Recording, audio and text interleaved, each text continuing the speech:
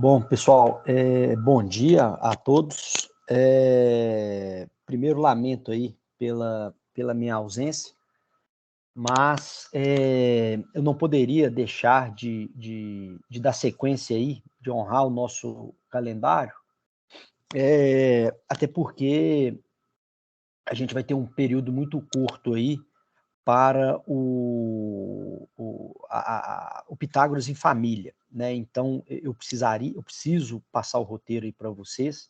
Qualquer dúvida também aí, vocês me acionem pelo grupo do WhatsApp, enfim, eu estou aqui à disposição, né? Não posso estar presente, mas estou aí à disposição, né? E gravando essa aula aí também, fica mais flexível aí para vocês, né? Então, é uma forma aí para a gente dar sequência ao nosso calendário, né? E preservar aí também a saúde de todos, tá? Primeiro, pessoal, eu peço desculpa aí, peço desculpa não, eu peço para vocês desconsiderarem o título acho que quando eu salvo esse vídeo aí vai estar contabilidade introdutória, mas aí é porque eu não quis abrir uma outra turma, um outro link, né, para gravar a aula, até porque é só essa semana mesmo, enfim, então eu aproveitei um link do semestre anterior para não ter que abrir nova sala e tudo, tá? Então, pessoal, para vocês desconsiderarem, mas realmente aqui a gente vai falar da contabilidade aplicada 2, tá? Práticas contábeis aplicadas 2, tá? E aí, pessoal, essa aula eu estou dividindo ela em 3 etapas, tá? Primeira etapa, a gente vai falar da correção da prova, tá? Então, eu vou fazer toda a correção aqui com vocês, né? E, claro, né, se tiver alguma dúvida, o aluno não entendeu alguma questão, quiser discutir, enfim, não precisa esperar a próxima aula, pode mandar uma pergunta pelo WhatsApp, pelo e-mail, enfim, não vamos guardar ansiedade aí não, tá? Então, essa é a primeira etapa da nossa aula, tá? A segunda etapa, né? Aí é um ponto importantíssimo, a gente vai falar sobre o roteiro do trabalho, tá? Pitágoras, ação Pitágoras em família. Então vai ficar também muito bacana. Eu vou aprofundar um pouco aqui com vocês vão entender como que vai funcionar. Eu e o Rubens, a gente terminou de escrever o roteiro, já teve a aprovação do Giovanni, então vai ficar assim muito bacana mesmo. E aí eu já adianto, tá? Tem alunos, por exemplo, vocês, né? Vocês estão tendo essa disciplina comigo, a Práticas Aplicadas 2, e estão lá na contabilidade de sociedade de capital aberto, né?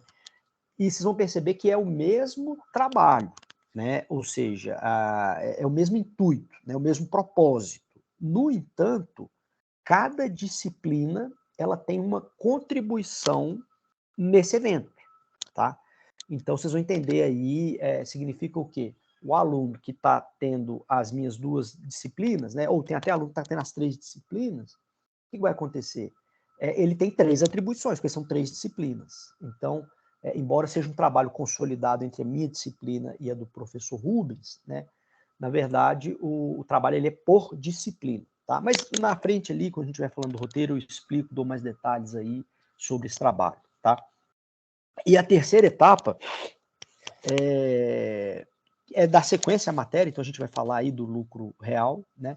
Coloco aí alguns exercícios também, até para a gente aproveitar bem esse tempo aí de aula, né? E que realmente a gente faça a aula mais prática aí, né? Para o aluno, apesar da distância, ele não sentir muito aí a diferença, tá bom? Bom, então primeiro, turma, a gente vai para a correção da prova, tá? Deixa eu compartilhar minha tela aqui com vocês. Deixa eu só achar essa prova aqui primeiro, e aí eu já compartilho a minha tela.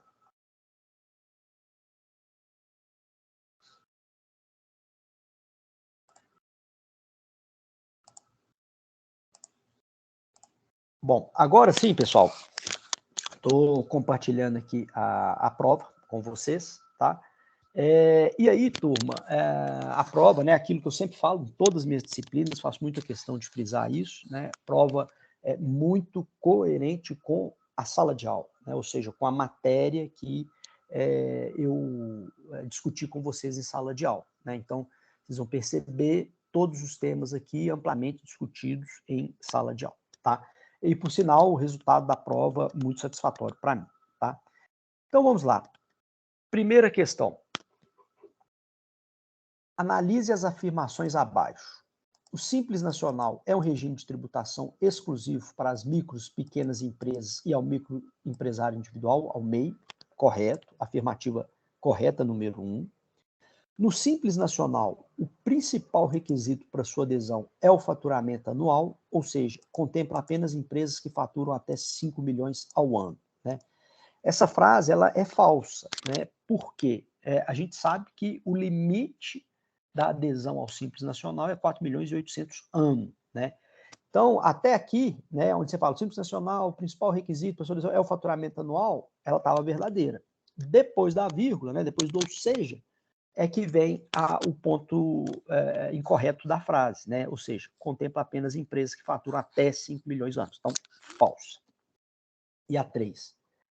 A opção ao Simples Nacional, ele é facultativo para a empresa e sua opção ela é irretratável para todo o ano calendário, né? Então, aqui é uma frase correta, né? A gente viu isso em sala de aula. Aliás, não só ao Simples Nacional, mas qualquer regime de tributação, né, ele tem a sua obrigatoriedade, né, de dar sequência durante todo o ano calendário, né? Então, a gente tem afirmativas corretas aqui, a 1 e a 3, portanto, a resposta correta é a letra B, 1 e 3 somente. Ok? A 2. Ainda em relação ao Simples Nacional, né, são tributos contemplados no Simples Nacional. Tá? Então, vamos por item a item aqui das questões, para vocês entenderem por quê. Tá? Então, a letra A. E aí, outro detalhe, né, turma? Ali a gente viu muito, né, esse ponto aí, dos até 8 tributos, né, unificados pelo Simples Nacional. A gente viu até o percentual, né, quando vocês fizeram aqueles exercícios lá, que tinha os percentuais quais tributos se referem, né? Mas então vamos lá. A letra A, ICMS, IPI, Imposto de Importação, Imposto de Exportação e ISSQN, né? Então aqui a gente sabe que o Imposto de Importação e o Imposto de Exportação, eles não são contemplados no Simples Nacional, tá? Depois, ICMS, CID, Imposto de Renda Pessoa Física, Contribuição Social, ISSQN, PIS e COFINS. Então, aqui a gente tem 2, né, que não são contemplados, o CID e o Imposto de Renda Pessoa Física. Né? A letra C, nenhuma das respostas. E depois a gente tem na letra D, ICMS, IPI, Imposto de Renda Pessoa Jurídica, Contribuição Social sobre o Lucro Líquido, ISS, PIS e COFINS, eles são contemplados. Né? Então, professor, está faltando o INSS sobre folha, né, o CPRB. Ok, né? Mas todos esses daqui, da letra D, eles são contemplados pelo Simples Nacional, tá? E a letra E, né, aqui a gente tinha o ITBI, que não é contemplado. Então, a 2, resposta correta, letra D, tá? 3. Avalie as afirmativas abaixo. Taxa é uma modalidade de tributo, né? E aí a gente viu nas primeiras aulas lá, a gente estava discutindo a parte teórica, né, que dentro da modalidade de tributos, né, eu tenho o imposto, eu tenho a contribuição, eu tenho a taxa, eu tenho o empréstimo compulsório, enfim. Então, taxa é uma modalidade de tributo, correto. 2. As empresas SA estão proibidas de aderir ao Simples Nacional. Correto, né? Afinal, as empresas de capital aberta, elas obrigatoriamente, né, elas terão que aderir aí ao lucro real, tá? E depois, 3, a alíquota do PIS e COFINS no lucro presumido é 0,65 e 3. Correto, vocês viram, fizeram exercícios aí, né? De fato, as alíquotas do PIS e da COFINS são essas, respectivamente, né? Então, a gente tem as 3 alternativas corretas, né? Portanto, a alternativa C, as afirmativas 1, 2 e 3 estão corretas, ok? Bom, depois, questão número 4. Simples Nacional, previsto na Lei Complementar 123 de 2006, prevê um tratamento diferenciado de apuração dos tributos para empresas de pequeno porte e das microempresas. Com base no Simples Nacional, avalie as seguintes afirmações a seguir. Então, a gente tem a primeira. A empresa que oferir receita bruta nos últimos 12 meses superior a 4 milhões e 800, obrigatoriamente não poderá optar pelo Simples Nacional, né? Aqui, turma, eu até peguei isso daquele exercício, quando eu falo, né, que as minhas provas, né, ela tem muita coerência com as aulas, por quê? Vocês vão se recordar, quando a gente fez aquela dinâmica lá do Simples Nacional, né, eu até falei que o meu objetivo lá, naquela dinâmica, era induzir vocês ao erro, né? Vocês se recordam disso, né, que eu cheguei a mencionar isso. Então, eu coloquei muitas situações, realmente, lá naquela dinâmica, para induzir vocês a errarem aquele exercício. Para quê? Né? Para que não cometam mais esses erros. Né? E uma das questões lá que eu coloquei para induzir vocês ao erro foi exatamente o limite de 4 milhões e 800 ano, né? Que é o ano que define ali, que é o radar, né? O que eu chamo, se define se vai poder ou não aderir ao Simples, e não a receita bruta dos últimos 12 meses. Né? Então, aqui, ele está falando que a receita bruta dos últimos 12 meses foi superior a 4 milhões e 800. Ok, mas o que restringe ele ao Simples Nacional é a receita bruta no ano. Né? E foi exatamente esse ponto que eu coloquei naquela dinâmica. Né? Enfim. Então, aqui, a gente tem essa afirmativa falsa, porque é ao ano e não aos últimos 12 meses. Depois, a receita bruta dos últimos 12 meses tem como objetivo identificar a alíquota do Simples Nacional. Né? Então, às vezes, o aluno estava na dúvida, né? Ele até percebia que a questão 1 e a 2, uma está contradizendo a outra. Né? Ou a receita bruta dos últimos 12 meses ela vai definir o enquadramento, ou vai definir quanto à formação da alíquota. Né? E a gente sabe que os últimos 12 meses, e aí vocês tinham até a tabela, né, para você consultar, que fala receita bruta dos últimos 12 meses. Né? Então, até a tabela ali do Simples Nacional, né, ajudaria o aluno aí nessa interpretação. Né? Então, 2, correto. 3, as empresas com capital aberto, né, mais uma vez, as SA, não podem optar pelo Simples Nacional. Né? Então, também a gente viu, então a gente tem a 2 e a 3 como alternativas corretas, portanto, a letra C. Tá? Questão número 5. O lucro presumido é um regime de apuração do imposto de renda da pessoa jurídica que tem como premissa geral contemplar as empresas que faturam no ano até 78 milhões. Com base no lucro presumido, avalie as afirmações a seguir. Né? Uma vez feita a opção pelo lucro presumido, a empresa está definindo as regras de apuração para 4 tributos federais: imposto de renda, contribuição social, PIS e COFINS. Exatamente. Né? É aquele ponto que eu até mencionei. O regime de tributação presumido real, ele está mudando apenas 4 tributos, né? Inclusive, por isso que a gente está focando naquelas 2 obrigações acessórias apenas, né?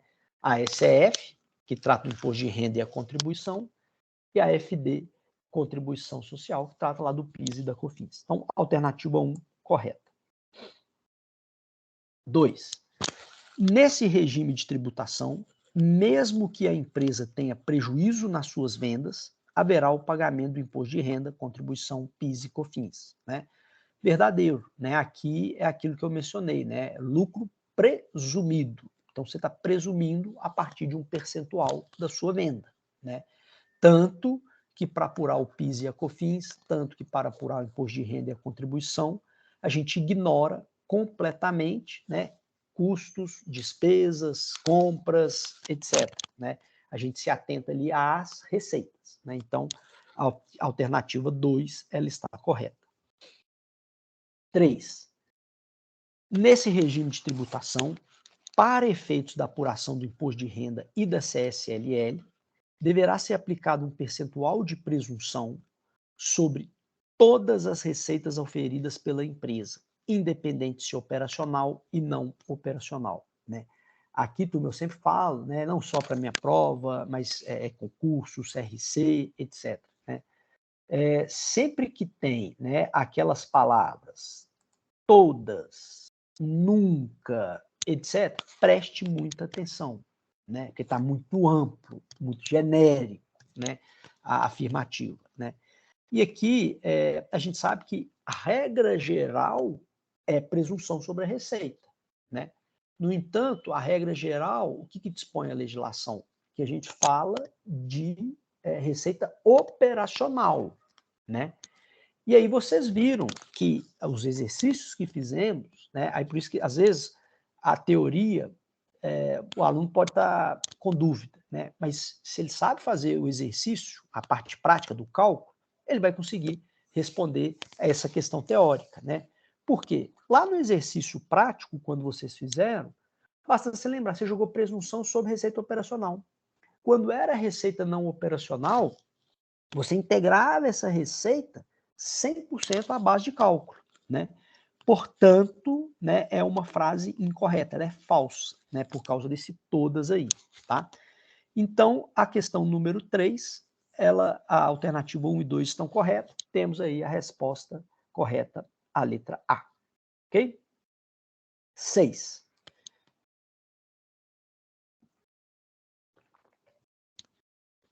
Bom, lucro presumido é uma modalidade de apuração do imposto de renda prevista no Decreto 3.000 de 99. Trata-se de um regime de tributação com alto volume de empresas optantes. Nesse regime de apuração, o contribuinte estará apurando o IR e a CSLL com base nos percentuais de presunção previstos no referido decreto.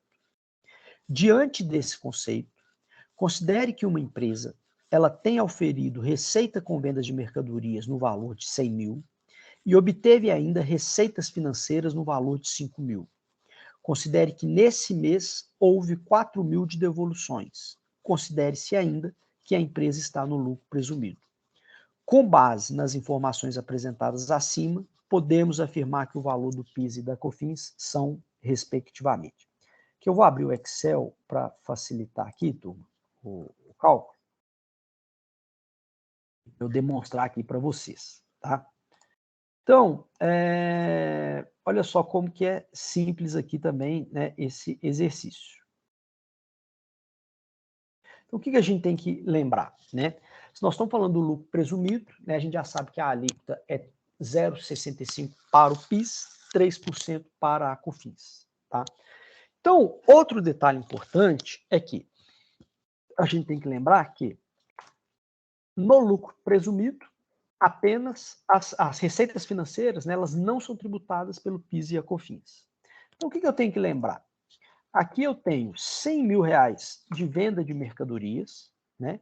A receita financeira, ela é tributada pelo imposto de renda e pela contribuição no lucro presumido. No entanto, essa receita financeira, ela não é tributada pelo PIS e pela COFINS, tá? Então, aqui, ela não entra esses 5 mil, só me interessa a receita operacional. Então, eu vou pegar esses 100 mil, vou tirar a devolução, então, perceba aqui que eu vou tirar os 4 mil, e aí eu vou chegar à minha base de cálculo. E aí, turma, vocês têm que lembrar, né, daquilo que eu sempre menciono em sala de aula, né, que para efeito de PIS e COFINS, eu tenho a mesma base de cálculo, né? Ou seja, eu vou ter aqui os 996, né? Então, eu vou colocar aqui, opa, aqui eu coloquei um zero a mais, né? Então, eu vou colocar aqui o PIS, eu sei que a alíquota dele é 0,65%, e eu sei que a COFINS, a alíquota dele é de 3%, né? Então, eu vou pegar os 96 mil, vou jogar o 0,65 e vou achar 624. Vou pegar os 96 mil, vou aplicar os 3% e vou achar 2.880, né? Então, perceba que a resposta correta é a letra C, né? Eu tenho 624 e 2.880, ok? Bom, vamos para a questão 7. O Simples Nacional, constituído pela Lei Complementar 123 de 2006, proporciona às microempresas e empresas de pequeno porte tratamento diferenciado para apuração de alguns tributos federais, estaduais e municipais. Neste sentido, considere que um estabelecimento comercial apura os seus tributos com base, os seus tributos pelo Simples Nacional, né? Então aqui, turma, eu estou falando, né, de um estabelecimento comercial, ou seja, o que eu já tenho que lembrar? Anexo 1, tabela de anexo, de comércio, né? E para esse exercício, né, vocês nem precisariam se preocupar, porque eu já trouxe o anexo 1 aqui na prova, né? Aquele nosso combinado, que vocês poderiam até trazer impresso o anexo 1, 2 e 3, né? Mas na hora de imprimir aqui, eu já achei mais sensato já colocar, né? Porque a gente tem que focar na obrigação acessória, né? Não existe o cálculo na unha como vocês estão fazendo, né? O cálculo é pela obrigação acessória, né? Então, isso na prática acaba que não faz muito sentido, né, exigir isso do aluno. Por isso que eu já coloquei aqui, mas o importante, o aluno precisa dimensionar o efeito disso aí, tá? Bom, no mês de novembro de 2019, auferiu receita com vendas de mercadoria no valor de 88 mil. Então, o que eu tenho que lembrar? Opa, 88 mil aqui é a mesma coisa que eu falar da minha base de cálculo, ok? E aí eu tenho a receita bruta dos últimos 12 meses, 720 mil, receita bruta anual, 740. Pergunta, para que serve a informação aqui da receita bruta anual? Para nada. Basta o aluno lembrar que receita bruta anual, né, ela é como se fosse o radar. Só tem finalidade se você ultrapassar o limite, né? Aqui eu não ultrapassei o limite, né? Então, teve aluno aí que fez o cálculo considerando 740 mil, né? Errou. Porque quem define a alíquota, né, é a receita bruta dos últimos 12 meses, né? Então eu precisaria o quê? Dessa receita bruta dos últimos 12 meses para cálculo, né, da alíquota, ok? Então vou abrir o Excel aqui novamente para a gente fazer esse cálculo.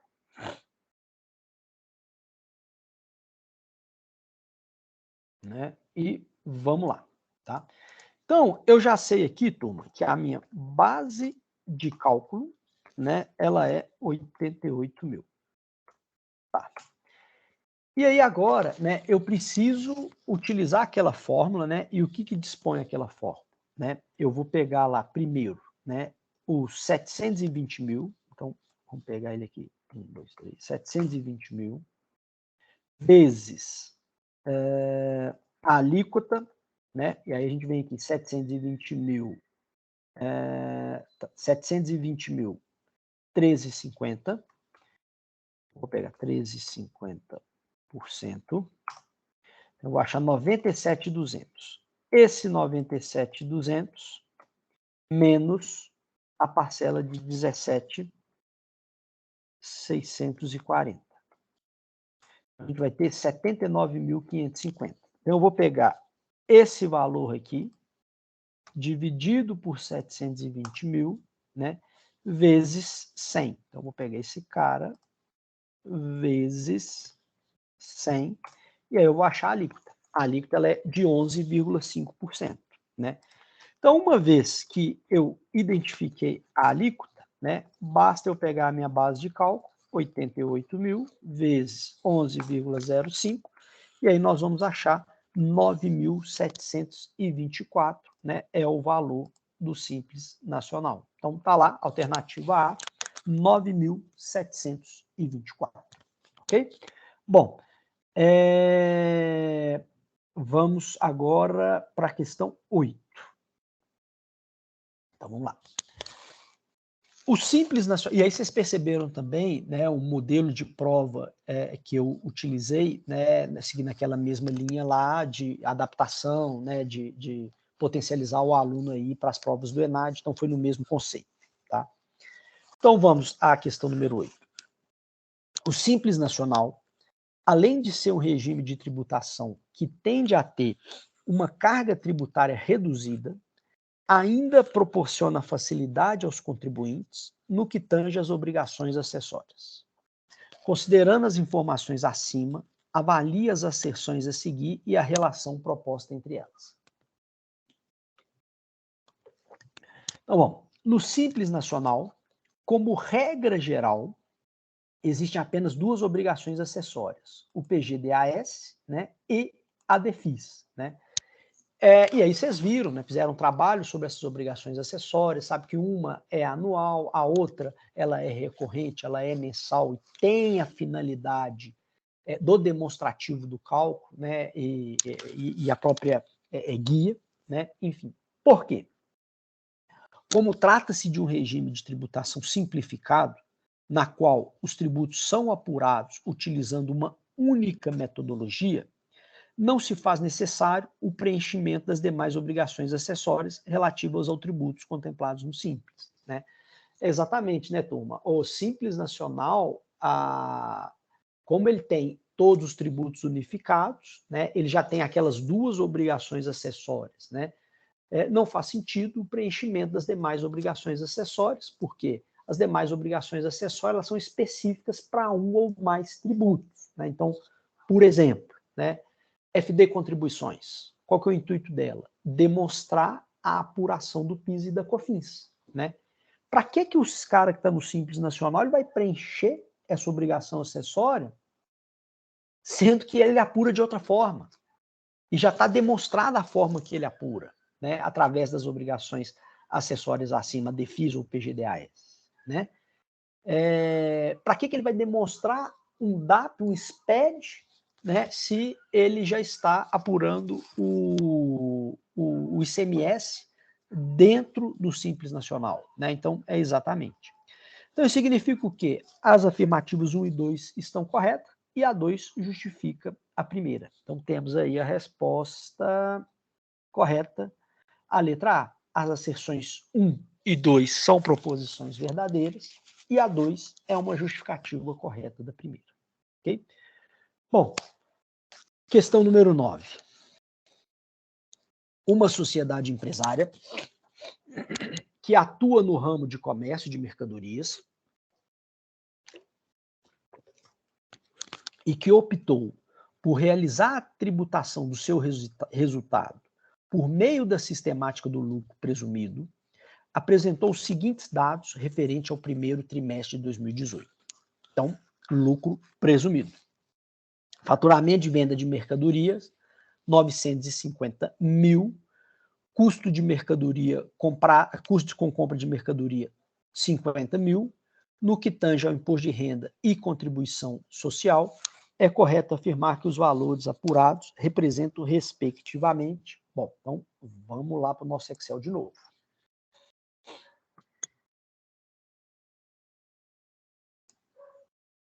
Aqui, turma, o que a gente tem que lembrar? Lucro presumido, né? E aí, eu vou colocar igual eu faço no quadro, né? Vou tratar aqui IR, vou tratar aqui CSLL, e aqui a gente já sabe que venda de mercadoria, né, regra geral, percentual de presunção é 8%, da CSLL, percentual de presunção 12%, regra geral, né? Enfim. E aí, qual informação que eu tenho que lembrar, né? Aqui não me interessa custo, despesas e compras que a empresa teve, né? Estou falando do lucro presumido. Então me interessa aqui apenas falar o quê? Receita, faturamento que a empresa teve. Então aqui eu tenho a informação que o faturamento dela foi 950 mil. Aqui, turma, eu vou pegar 950 mil vezes 8%, e aí eu vou chegar a 76 mil de base de cálculo do imposto de renda. Vou fazer esse mesmo exercício aqui, os 950 mil vezes o percentual de presunção de 12%, e vou chegar a 114 mil para contribuição, para a base de cálculo da contribuição social, né? Então aqui eu vou pegar 15% de 76 mil, 76 mil vezes 15%, eu vou ter aqui o valor de 11.400, né? Perceba, turma, que você tem a opção aqui de 11.400, né? Mas não terminei ainda a apuração do imposto de renda, né? Por quê? Se nós estamos falando de uma apuração trimestral, eu tenho que lembrar que o decreto 3.000 de 99, né, o regulamento do imposto de renda, ele determina que haverá um adicional de 10% sobre o valor que exceder 60 mil ao trimestre, né? Então aqui eu vou fazer uma continha muito simples. Eu vou pegar os 76 mil vou pegar os 60 mil e vou ver quanto que ultrapassa esse limite de 60 mil. Eu percebo que eu tenho aqui 16 mil que ultrapassa os 60 mil. Sobre esses 16 mil, eu vou aplicar um percentual de 10%. Né? Então, é o adicional de 10%, vai me dar 1.600. Então, aqui eu vou pegar os 11.400, vou somar os 11.400 que eu identifiquei e vou chegar ao imposto de renda de 13 mil. Ok? E a contribuição social, muito simples, né? Não há que se falar em adicional, então eu vou pegar os 114 que eu apurei, vou jogar os 9% e vou achar os 10.260. Então, imposto de renda, 13 mil, contribuição social, 10.260, 10.260 aqui. Então, alternativa correta, eu tenho a letra A, ok? Bom, e por último, turma, a questão número 10, e aí ela vem falar da obrigação acessória, né, a ECF, que inclusive vocês até já baixaram ela aí no computador, né, e ela vem tratar sobre essa obrigação acessória, né. Então aqui a gente tem a escrituração contábil fiscal ECF, substitui a declaração de informações econômicas fiscais da pessoa jurídica DIPJ, a partir do ano calendário de 2014, com a entrega prevista para o último dia útil do mês de julho do ano posterior ao do período da escrituração no ambiente do SPED. De uma forma geral, são obrigadas ao preenchimento da ECF todas as pessoas jurídicas, inclusive imunes e isentas, sejam elas tributadas pelo lucro real, lucro arbitrado ou lucro presumido. Considerando as informações apresentadas, avalie as asserções a seguir e a relação proposta entre elas.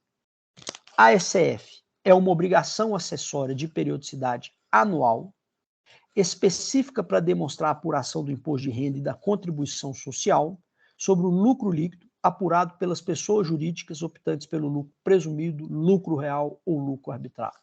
Correto, né? A gente viu isso, a ECF, né, o intuito dela é o demonstrativo do cálculo do imposto de renda e da contribuição social, né, para todas as pessoas jurídicas, né, com exceção ao simples nacional. Então, a gente está falando presumido, real e arbitrário. Por quê? A ECF deverá ser assinada digitalmente, mediante certificado emitido por entidades credenciadas pela Infraestrutura de Chaves Públicas Brasileiras, ICP Brasil, a fim de garantir a autoria, a autenticidade, a integridade e a validade jurídica do documento digital. A alternativa 2 está correta, né? No entanto, né, não tem nada, não justifica nada do item 1 acima, né? Então, aqui nós estamos falando, né, do intuito da obrigação, quem que é obrigado, e aqui embaixo a gente está falando da segurança, da questão de ter o certificado para o cumprimento dessa obrigação, né? Então, duas frases corretas, né? Só que a 2 não justifica a primeira. Então, a gente tem como resposta correta aí a B. As asserções 1 e 2 são proposições verdadeiras, mas a 2 não é uma justificativa correta da 1. Ok? Bom, turma, no geral, a prova. Gostei dos resultados, sim. Acho que foi um feedback positivo, né? Agora a gente tem que dar sequência aí, né? Vamos falar de lucro real, vamos falar da FD contribuições, vamos falar da ECF, né? E na sequência, né, a gente fecha o último módulo aí, a gente falando sobre o E-Social, a gente falando sobre folha de pagamento, tá? Bom, agora, turma, eu preciso passar para você o roteiro do trabalho, tá? É até o principal motivo mesmo que eu gostaria de gravar essa aula aí para vocês, para não deixar para a próxima semana, é porque vocês já precisam começar a trabalhar sobre o trabalho. Eu estou colocando o roteiro desse trabalho no grupo aí de vocês também, que acho que pode ter mais facilidade, mas quero explicar aqui detalhadamente como que vai ser o dinamismo desse trabalho, tá? Então, como eu disse, eu e o professor Rubens, a gente escreveu esse roteiro, então é um projeto meu e do Rubens, né, onde os alunos terão aí poucos dias, ou seja, vocês têm aproximadamente 20 dias para fechar esse trabalho, E a gente sabe que vocês vão precisar dedicar muito para fazer esse trabalho, né? Então, o que eu e o Rubens nós combinamos? 100% dos nossos pontos de trabalho estão focados nesse evento que vai ocorrer no dia 22, tá? Então, como a gente sabe que vai ser puxado, né, pouco tempo para os alunos trabalharem, nós optamos o quê? Eles vão colocar 100% dos pontos de trabalho para essa feira, tá? E ainda, como forma de motivação, como forma de demonstrar o tamanho e a importância desse evento, né, para nós, professores, para vocês, alunos, para a instituição, a gente está colocando também pontos para a prova oficial 2, tá? Até como motivação também. Então, a gente vai explicar aqui também essas regras, ok? E aí, turma, só para que vocês entendam, tá? Vamos pegar um exemplo de um aluno que são 5 disciplinas que estão sendo contempladas nesse trabalho. 3 minhas e 2 do professor Rubens, tá? Vamos supor que eu tenho um aluno aqui que faz as 5 disciplinas, tá? Ele vai ter 5 é um único trabalho, mas ele vai ter 5 atribuições diferentes, porque cada disciplina ela tem uma atribuição dentro desse trabalho, dentro desse evento, né, que é a feira aí que vai ocorrer no dia 22 de outubro, e ainda tem etapas, né, além dessa atribuição por disciplina, ainda tem etapas que elas são contempladas em todas as disciplinas, tá? Bom, então deixa eu projetar aqui, que aí vocês vão entender exatamente como que é o dinamismo, como que vai funcionar esse trabalho, tá?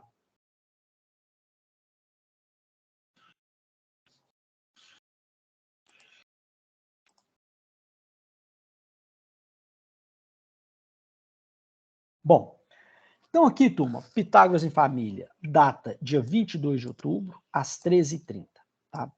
Então, o principal intuito é o quê? Nesse trabalho, o que a gente espera? Que vocês prestem consultorias, né, para todo o público que está visitando esse evento, né, sobre abertura de empresas, né? O que a gente imagina, né? Qualquer curso que temos hoje ofertado pelo Pitágoras, em algum momento, né, esses alunos que estão formando, e inclusive hoje de contabilidade, né, eles poderão ter que constituir uma pessoa jurídica, tá? Exemplo, tá? O aluno, a aluna que está formando em fisioterapia, né? Em algum momento, pode ser que ela vá constituir um consultório para atender, né? Então, ela vai ter que constituir essa empresa, né? O cara que está formando em engenharia, pode ser que em algum momento ele tenha que montar um escritório de engenharia. Ele tem que saber, e o curso não ensina, né? Que tipo de empresa, né? Ele vai ter que procurar um contador, né? O cara que está formando em odontologia, né? Então, dentista, ele vai montar um consultório. Em algum momento, esse cara vai ter que saber que tipo de empresa que ele vai montar. Vocês, né, que são contadores, vão ser os contadores aí, né, do futuro. Em algum momento, vocês podem ter que montar um escritório de contabilidade. Você tem que saber que tipo de empresa, né? Enfim. Então, qualquer curso que a gente pegue aqui na nossa instituição está sujeito, em algum momento, ter a constituição dessa empresa, né? Então, qual que é o nosso objetivo? Já que nessa feira a gente vai ter esse público todo, né? A gente quer dar consultoria. Então, esses alunos, né, que estão prestes aí a formar, ou até mesmo professores, ou os familiares dele, etc., eles vão passar, né, na stand lá do Pitágoras em Família, vai ver lá algum chamativo falando sobre a constituição de empresa, né? E aí nós queremos exatamente que vocês, né, informem para ele, que o cara saia dali sabendo que tipo de sociedade que ele pode ser constituído, as vantagens, as desvantagens, os requisitos, etc. Tá? Então, como eu disse, cada disciplina terá uma atribuição nesse evento. Então, primeira turma, né? E aqui eu sei que vocês fazem a contabilidade de sociedade de capital aberto, mas amanhã, na hora que eu estiver explicando essa turma, eu dou mais detalhes, tá? Mas essa turma, o que ela vai fazer? Ela vai ser a responsável por fazer o diagnóstico ali, a triagem inicial daquela pessoa que está visitando o nosso estande, tá? Então, por exemplo, eu chego lá, eu vou falar, eu sou formado, essa turma que vai me entrevistar. Fala, não, eu sou formado em engenharia. Você é engenharia? Ok. Como é que é a sociedade? Você pensa ter sócio? Você não quer ter sócio? Qual que é o faturamento anual? Etc. Então, essa turma vai fazer essa triagem. E aí, as demais turmas serão um especialista. Eles que vão saber exatamente o que tem nessa... o que falar, né, sobre esse tipo de sociedade. E aí a gente entra aqui para a nossa disciplina, práticas contábeis aplicadas. Tá? Então aqui, vocês já vão ter uma pessoa que passou ali por essa triagem inicial e o cara falou, ó, a sua empresa, ela está, você pode constituir ela como uma MEI. E aí o cara vai procurar vocês. E vocês vão ter que explicar o que é a MEI. Então, aqui são apenas o quê? Uma sugestão de roteiro do que a gente entende que é importante vocês falarem. Né? Não se limitem a esse roteiro, vocês podem sair dele, pode aprofundar mais, podem fazer mais pesquisas, enfim, não se limite. Tá? Então, qual que é o objetivo aqui, turma? Esse grupo será responsável por informar ao cliente todas as informações básicas do tipo de sociedade MEI.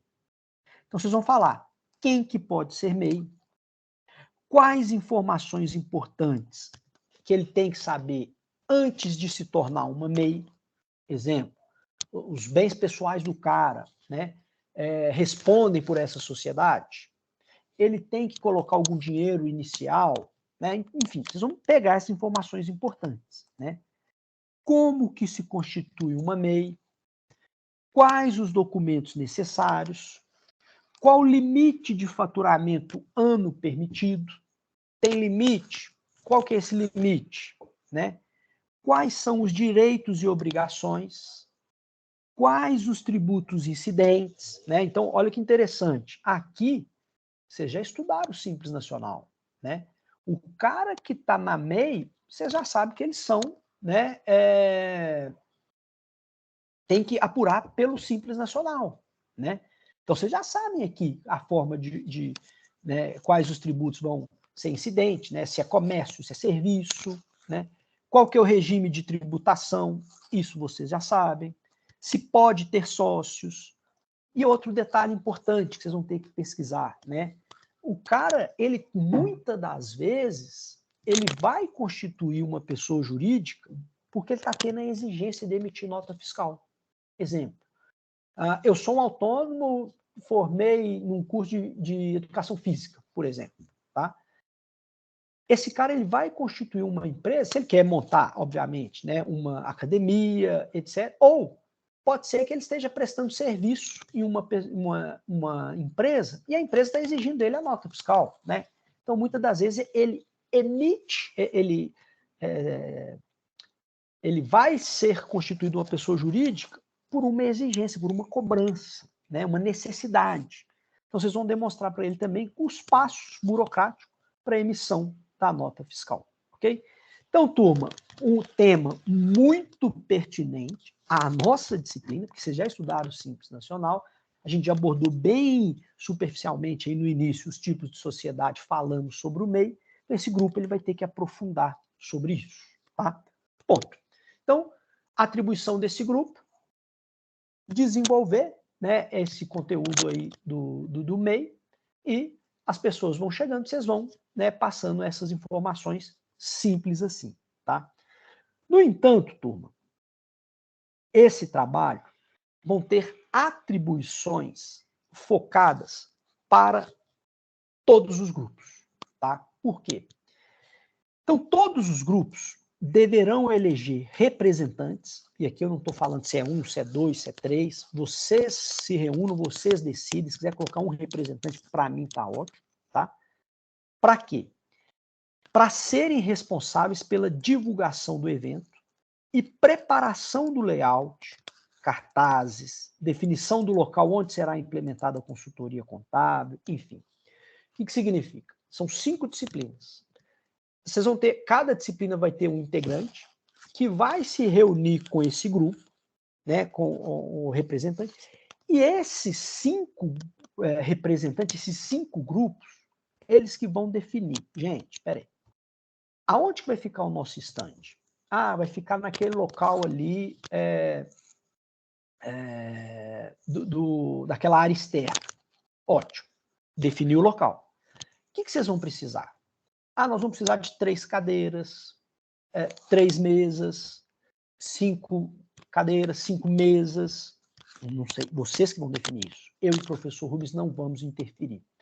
Ah, nós vamos precisar de computadores. Quantos? Com acesso à internet. Vocês que vão definir, tá? Ah, eu vou precisar de projetor, vou precisar de caixa de som. Um grupo define, tá? E aí, para essas coisas de estrutura, né, o que vai precisar, esses grupos vão entrar em contato comigo e professor Rubens, e a gente vai indicar a vocês o Douglas, que é o responsável do administrativo por isso, e a gente vai fazer vocês, esse grupo, entrar em contato com o Douglas para definir. Mas vocês já tem que chegar no Douglas sabendo o que vocês querem, tá? E aí, por isso, os 5 grupos vão ter que se falar através desse representante, tá? O bom, turma, é que a maioria aqui já conhece o grupo que já faz disciplinas, né? Por exemplo, a contabilidade de sociedade de capital aberto, né? Acho que 100% dessa turma faz. Então, vocês já conseguem ter interação com aquele grupo lá, né? E assim vai, tá? Então, além disso, né, vocês vão definir, né? Não adianta nada ter esse layout se vocês não colocarem um cartaz. Venha fazer sua consultoria contábil, né? Você sabe como constituir a sua empresa, né, etc. Esse grupo, né, esses representantes vão trabalhar nisso, né? Ou seja, para tentar trazer esses cartazes, fazer o rateio dos custos, né, com os demais grupos, fazer aqueles convite do WhatsApp, né, convidando as pessoas para virem no nosso evento, enfim. E ainda, o que eu e o professor Rubens combinamos com o Giovanni? Eu e o professor Rubens, a gente vai ceder parte do tempo da nossa aula para que esse grupo, né, que vão ter o representante de todos os grupos, eles visitem todas as salas, passando em todas as salas, convidando as turmas para esse evento. Vocês vão entender por que da importância. Quanto mais pessoas passarem pelo nosso stand, melhor para vocês. Mais pontuação vocês terão na prova. Então, a gente não quer também, por que disso? A gente não quer que o aluno se prepare e chegar lá não vem ninguém no nosso stand, né? Então, a gente quer também que vocês pratiquem, né, esse marketing aí, essa interação, trazendo os alunos, né, para o nosso stand. Então, para isso, olha que interessante, vocês vão ter o representante, né? Ele vai poder passar em todas as salas da faculdade, chamando os alunos, explicando a importância. Então, você vai lá no curso de fisioterapia, você vai falar para o cara por que é importante ele visitar o nosso stand, que em algum momento ele tem que constituir uma empresa. Você vai lá no cara da saúde, né, no curso de direito, vocês vão bater lá na porta, vão chamar os caras para eles entenderem, né? Então o cara já vai chegar curioso, sabendo o que ele vai ter que encontrar aqui, né? Enfim. Então, esses integrantes, eles deverão divulgar e convidar os alunos de todas as turmas. Para isso, será alinhado com a coordenação uma data para que esses alunos passem nas salas divulgando o evento, né? Então, antes de vocês irem nas salas, né, esses representantes vão ter que procurar eu e o professor Rubens para a gente avisar a coordenação. Ó, pessoal, o pessoal da minha turma vai passar aí durante 5 minutos para dar um recadinho para vocês, né? Então, os professores já vão ter que saber a data, tá? Enfim, esse grupo ainda, deverá ainda ser o responsável pela elaboração dos cartazes e panfletos, caso entendam necessário. Deverão ainda elaborar um formulário que deverá ser preenchido para todos os clientes. O que significa, turma? Todas as pessoas que passarem pelo nosso stand, vocês vão dar um formulário para ele, né? E esse formulário, ele vai ser depois entregues para mim, para o professor Rubens, e com base nesse formulário é que a gente vai lançar as notas dos alunos para a prova. Eu ainda vou explicar abaixo como que vai se dar a divisão dos pontos da prova, tá? Bom, importante. Antes do evento, todos os grupos deverão fazer uma breve simulação da atribuição de cada grupo com os professores Paulo e Rubens, né? Eu e o professor Rubens, a gente tem duas atribuições nessa feira, tá? Primeiro, suporte de vocês, né? A gente não quer expor negativamente nenhum grupo, né? Então, o grupo está com alguma dúvida, chegou um cara lá, puxa vida, Paulo, aqui a gente não sabe, a situação dele é assim, assim, assada, né? Não vamos passar informação errada para o cara. E não é demérito nenhum a pessoa falar, ó, gente, sinto, essa situação que eu não estudei, eu não sei. Liberdade, transparência, né? Só que eu e o professor Rubens, a gente vai estar lá. Então, às vezes, chegou uma situação que o grupo não sabe, né? Vocês vão poder consultar o Paulo, consultar o professor Rubens, né? Evitem de nos consultar, né? Até porque o intuito é que vocês treinem, vocês vão estar preparados, etc. Mas chegou algum momento que tem uma pergunta e vocês não sabem, só um minuto, Paulo, a situação dele é assim, assim, assada, professor Rubens, a situação é assim, assim, assada, a gente vai tentar dar esse suporte para vocês, né? Então, primeiro, a atribuição minha do professor Rubens dá esse suporte para vocês, e segundo, né, nós estamos ali para avaliá-los, né? Então, vamos falar agora como que vai ser essa avaliação. Ou melhor, antes disso, justamente para que o grupo não dê informação errada, não fique inseguro, nós vamos pedir o quê? Antes do evento, vocês vão fazer uma simulação. Essa simulação não vale ponto, pessoal. É simplesmente para a gente dar o feedback para vocês. Alguns minutos da aula do professor Rubens, que antecede, né, o evento, ou podem mandar até pelo WhatsApp, não tem problema. Faço uma simulação, né? Se vocês quiserem, eu posso fazer algumas perguntas para irem simulando, né? E vocês vão me dando essa consultoria sobre e-mail, né? Para que a gente dê um feedback, etc. E até para que vocês treinem para o evento, ok? Bom, então, vocês têm duas atribuições. O grupo precisa ser o especialista em MEI. O grupo precisa definir um representante, né? E esse representante vai ter que articular com os demais grupos, né? Para fins de layout, para fins de divulgação do evento, para fins de infraestrutura, enfim, esse grupo, né? Essa pessoa do grupo vai ter essa atribuição, né? É ele que vai visitar as salas, é ele que vai falar o cartaz como que vai ser, etc. Vai fazer a propaganda pelo WhatsApp, enfim, é esse grupo, tá? Turma, então, dito isso, vamos entender como será a distribuição dos pontos, tá? Então, primeiro, trabalho, as minhas disciplinas, as disciplinas do professor Rubens, não terão mais nenhum ponto de trabalho. Ou seja, 100% dos pontos dos trabalhos serão distribuídos pela participação na feira, tá? Então, aqui basta o grupo, né, atender o objetivo proposto, 100% dos pontos de trabalho é em função disso, ok? Basta atingir esse objetivo, que é prestar consultoria, tá? Ponto. Bom, e ainda, como forma de motivar vocês, a gente sabe que é um desafio, é algo, né, sem precedentes, pelo menos eu e o professor Rubens nunca fizemos algo dessa magnitude, né? A gente entende, e aí foi até, né, a gente foi até um pouco, a gente relutou para que a gente conseguisse isso, né? E a gente está colocando aqui a possibilidade de converter até 2.000 pontos da prova oficial 2 nesse evento do dia 22. Então, para o trabalho, né, atender o objetivo, vocês têm 100% dos pontos. Para a prova, eu e o professor Rubens, a gente vai ser um pouco mais rígido, um pouco mais rigoroso. Então, como que a gente atribuiu a distribuição desses pontos? Bom, primeiro, vocês já sabem, dia 22 de outubro, 13h30, é o nosso evento. O aluno que tiver presença no evento, ele já garante 300 pontos no oficial 2. Ponto. Ah, Paulo, eu preciso ficar durante todo o evento? Não, porque é um trabalho em grupo.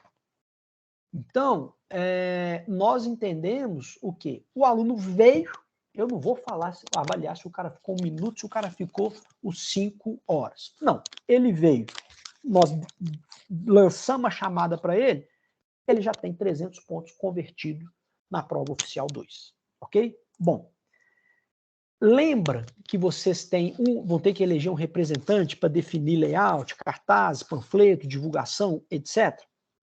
Eu e o professor Rubens, nós vamos avaliar isso, né? Se o layout ficou bacana, se de fato teve a divulgação do evento, né? Se os panfletos ficaram legais, né? Se a gente atingiu um público, 300 pontos em relação a isso.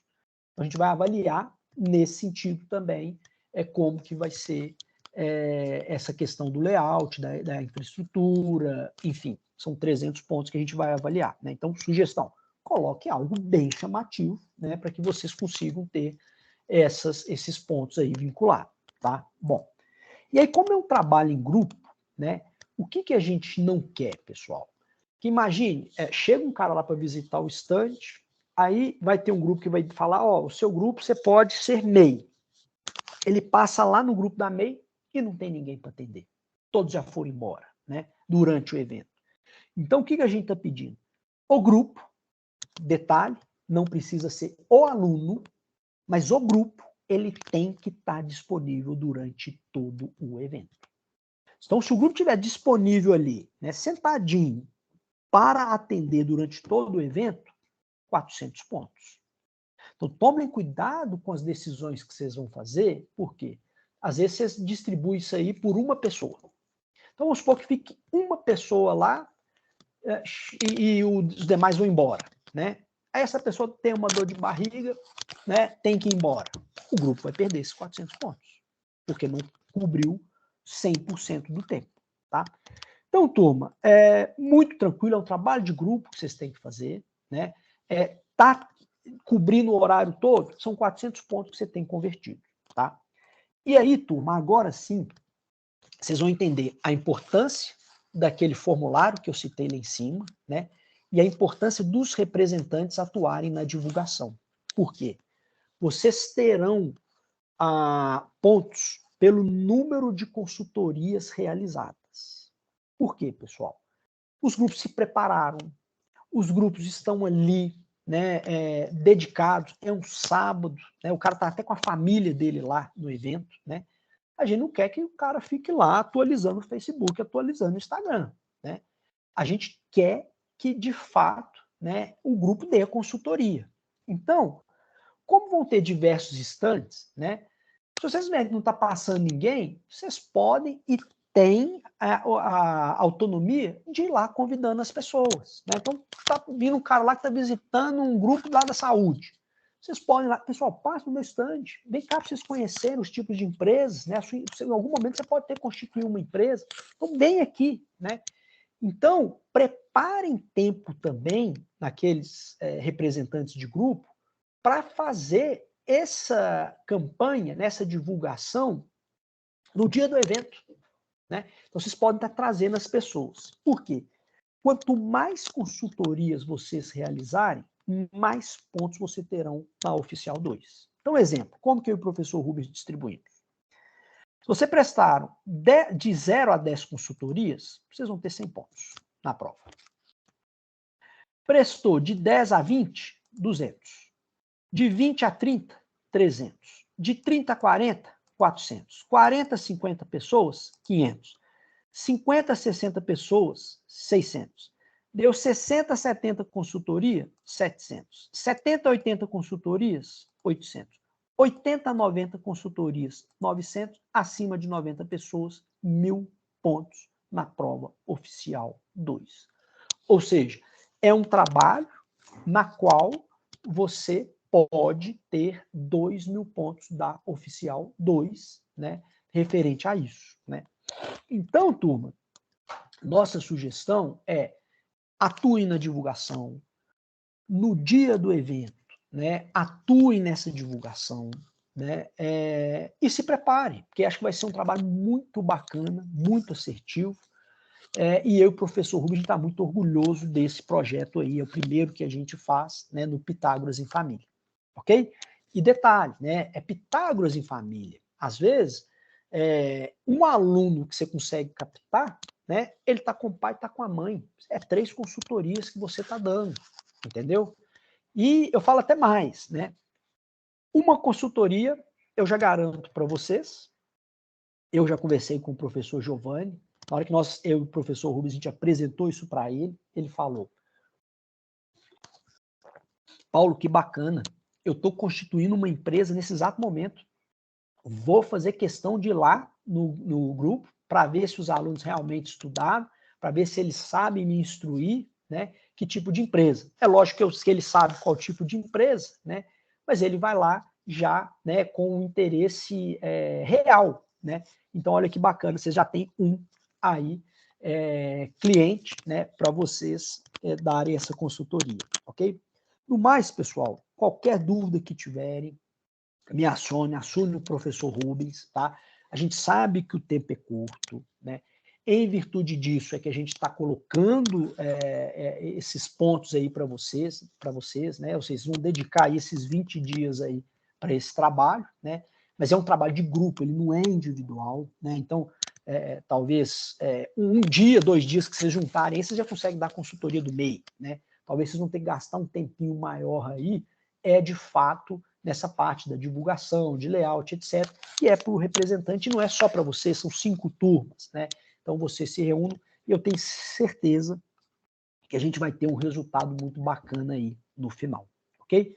Bom, turma, então, etapa 2 da nossa aula concluída, né? Agora a gente vai para a nossa matéria, a gente vai falar um pouco aí sobre o lucro real, né? Então a gente vai entrar pelo menos aqui na teoria, e depois, na próxima aula, a gente vai aprofundar nas obrigações acessórias um pouquinho na parte prática, né? Então, próxima aula a gente foca no cálculo, né? A apuração do lucro real, apuração do PIS e da COFINS, né? Apuração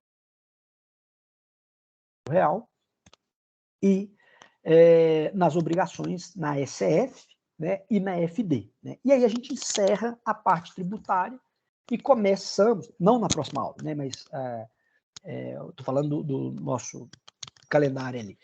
Então a gente encerra essa parte, né, da tributação e a gente entra na parte do pessoal, tá?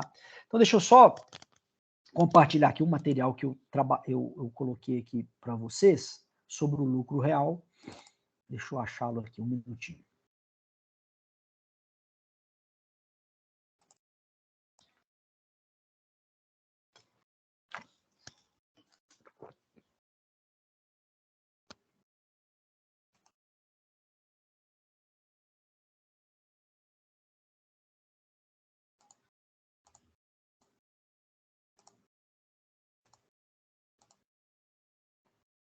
Bom, aqui então, turma, a gente vai falar agora sobre o lucro real, tá?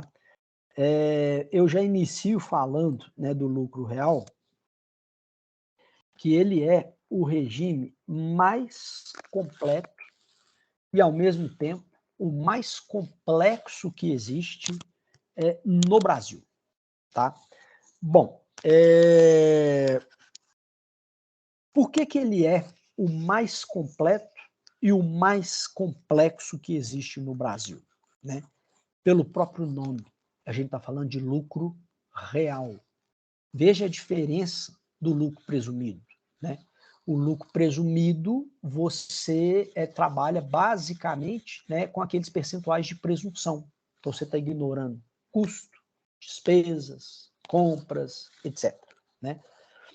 Aqui, no lucro real, né, o aluno ele tem que vir com a mentalidade de que eu vou precisar conhecer todos os custos, todas as despesas, né, as compras que a empresa fez, enfim. Então, aqui, eu, de fato, a premissa para que eu apure o imposto de renda e a contribuição é que eu tenha aquela DRE já pronta. Né? É por isso que, muitas das vezes, vocês identificam no dia a dia, na prática, que as pessoas jurídicas que estão nas contabilidades, principalmente, né, quem está apurando o imposto de renda e a contribuição social no lucro real não é o departamento fiscal, é o departamento contábil. Isso, durante toda a minha vida profissional, né, já trabalhei em 3 escritórios de contabilidade, trabalho numa multinacional, enfim. O imposto de renda e a contribuição social ele fica com a parte contábil e não com a parte fiscal. Mas por quê? Tem uma certa lógica, um certo sentido nisso, né? Porque a premissa inicial é você ter a DRE pronta, né? A partir do momento que você tem a DRE, é que você vai, de fato, avaliar as despesas e classificá-las, né? Como dedutível, indedutível, avaliar as receitas, se pode ser tratado como exclusão ou não, enfim, é nesse sentido, tá? Então aqui, turma, a gente tem, né, primeiro, quando a gente fala de lucro real, é a regra geral para apuração do imposto de renda e da contribuição social da pessoa jurídica, ao mesmo tempo em que é o regime geral, também é o mais complexo. Neste regime, o imposto de renda é determinado a partir do lucro contábil, apurado pela pessoa jurídica, acrescidos de ajustes positivos e negativos, requeridos pela legislação fiscal, conforme esquema a seguir. Então, pessoal, é como se fosse, né, se tivesse uma fórmula para chegar à base de cálculo do imposto de renda, para chegar à base de cálculo da contribuição, é basicamente isso que eu vou demonstrar para vocês. E um conceito importante, né? Aquele lucro que você apura na DRE, ela até pode ser a sua base de cálculo do imposto de renda e da contribuição, mas normalmente não é. Eu parto daquele lucro antes do imposto de renda, né, apurado na DRE, e a partir desse lucro antes do imposto de renda, eu tenho adições, exclusões e ainda compensações de prejuízo. Por isso que ele não é necessariamente o valor que apura na DRE que eu trago como base de cálculo do imposto de renda e da contribuição. Ok? Bom, então, a minha fórmula ela seria o lucro-prejuízo contábil, que é o valor que está lá na sua DRE, que foi apurado, né, mais ajustes fiscais positivos, que seriam adições, menos ajustes fiscais negativos, exclusões, e aí você ainda tem a questão, né, de compensação de prejuízo ou não, e depois você tem o lucro do período.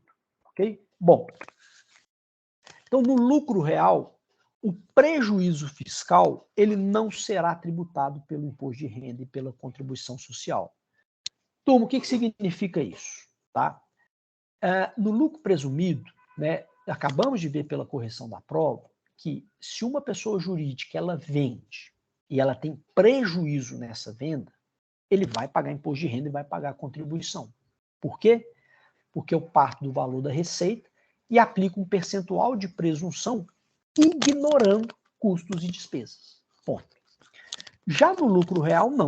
O cenário muda. Ou seja, se a pessoa jurídica ela teve prejuízo, eu não vou pagar imposto de renda, não vou pagar contribuição. E o detalhe, esse prejuízo que eu tive nesse ano, né, eu posso utilizar ele para compensar o lucro que eu vou obter no próximo ano. Exemplo, vendi 100 mil, tive um prejuízo de 40 mil nesse ano. Eu não vou pagar imposto de renda e contribuição. Se no próximo ano eu reverto a situação e tenho um lucro de 100 mil, eu não vou pagar os 100 mil como base de cálculo.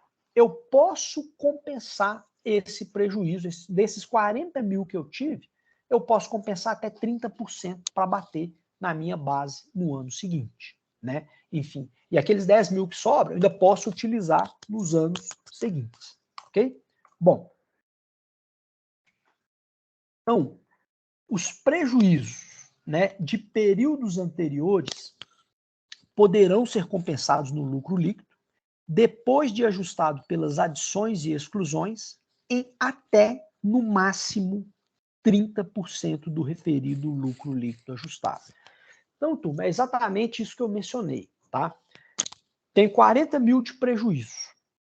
Próximo ano, eu apuro um lucro de 100 mil, eu não vou poder abater os 40 mil de prejuízo. Ou seja, se o meu lucro é 100, eu vou pegar 30% de 100, 30 mil. Eu tenho 40 mil de prejuízo, eu tiro 30 mil e compenso. Ou seja, minha base passa a ser 70. Próximo ano, eu tive novamente 100 mil de lucro, né? Eu vou considerar 30%, eu poderia bater até 30 mil, só que eu tenho só 10 mil de prejuízo. Então, eu vou considerar esses 10 mil de prejuízo. Então, sempre o prejuízo ele é limitado em até 30% do lucro, ok? Então, os prejuízos de períodos anteriores poderão ser compensados no lucro líquido, depois de ajustados pelas adições e exclusões, em até, no máximo, 30% do referido lucro líquido ajustado. Bom, então agora a gente vai entender um pouquinho quais são as empresas que estão obrigadas ao lucro real. E vocês vão perceber que essa mesma leitura, nós já fizemos ela quando estávamos falando do Simples Nacional, quando estávamos falando do lucro presumido. Por quê? Porque lá no Simples Nacional, lá no presumido, eram empresas proibidas de aderir ao Simples, proibidas de aderir ao lucro presumido. Por que elas são proibidas de aderir ao Simples, proibidas de aderir ao lucro presumido? Porque elas são obrigadas ao lucro real. Tá? Então, quais atividades são essas?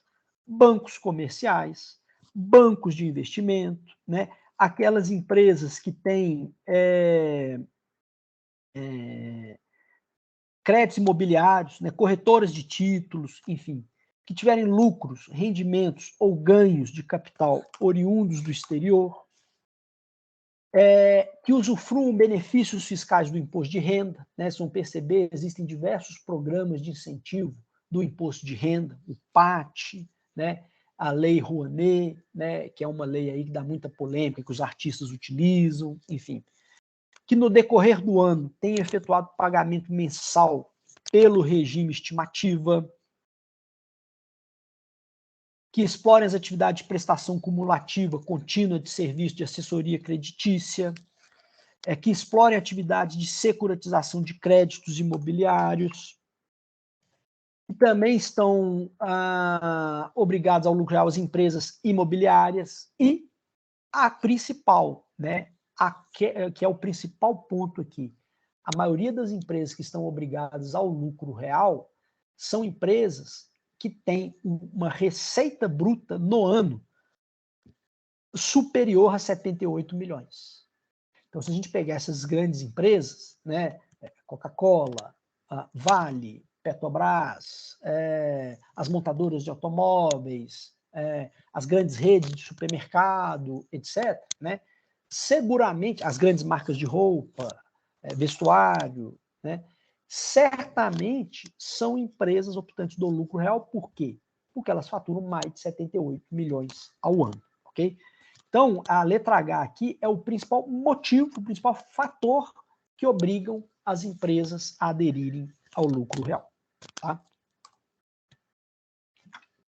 Bom, aí, turma, lembram, né, que eu mencionei que as empresas optantes do lucro real, né, elas têm ali adições ou exclusões a fazerem, né? Então, primeiro a gente vai falar de adições.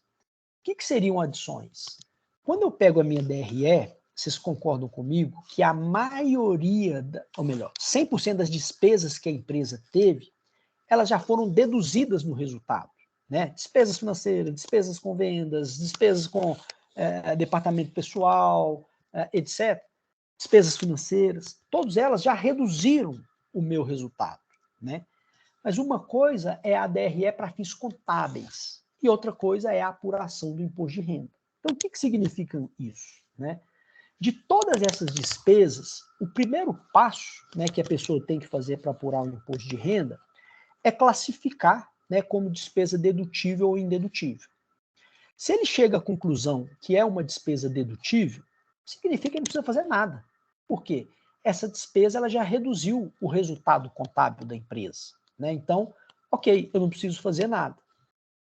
Então, a maioria das despesas que estão lá na minha escrita contábil, né, na minha DRE, elas são despesas dedutíveis. Por quê? Veja o conceito. Despesas dedutíveis são as despesas não computadas nos custos e são necessárias atividades à empresa e à manutenção da respectiva fonte. Então, a grande maioria das despesas que estão na DRE, elas entram nesse conceito de despesas necessárias à atividade da manutenção da empresa.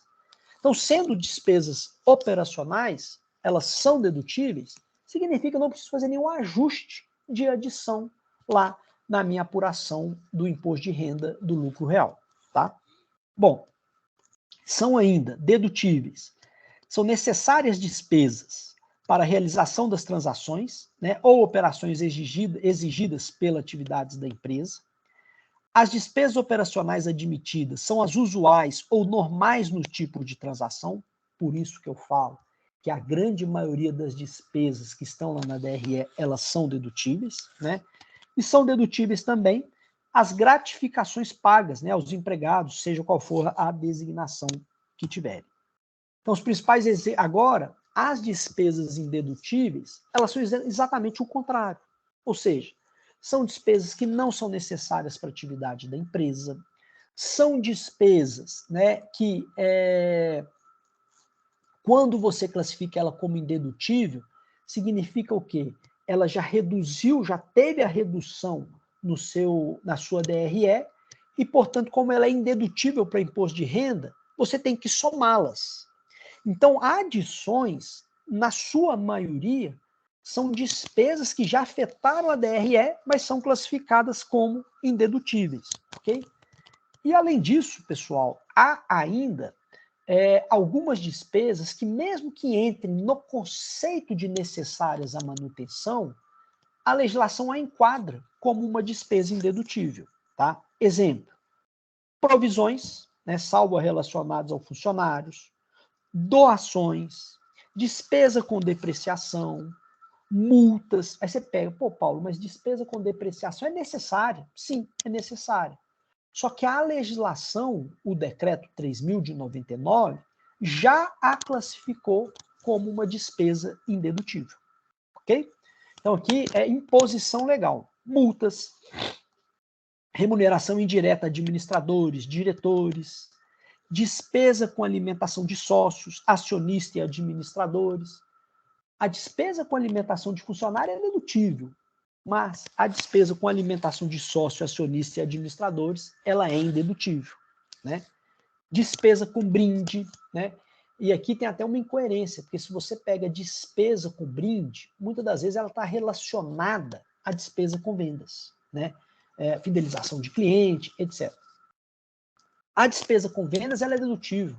A despesa com brinde, ela é indedutível, né? Enfim, encargos financeiros, né, sobre débitos vencidos, juros relativos a empréstimos e demais despesas não necessárias à manutenção da atividade da empresa. Bom, se por um lado as despesas dedutíveis, as despesas indedutíveis, né, ou melhor, as adições são despesas indedutíveis, né, as exclusões, por suas vezes, tendem a ser receitas que não são tributadas pelo imposto de renda, né?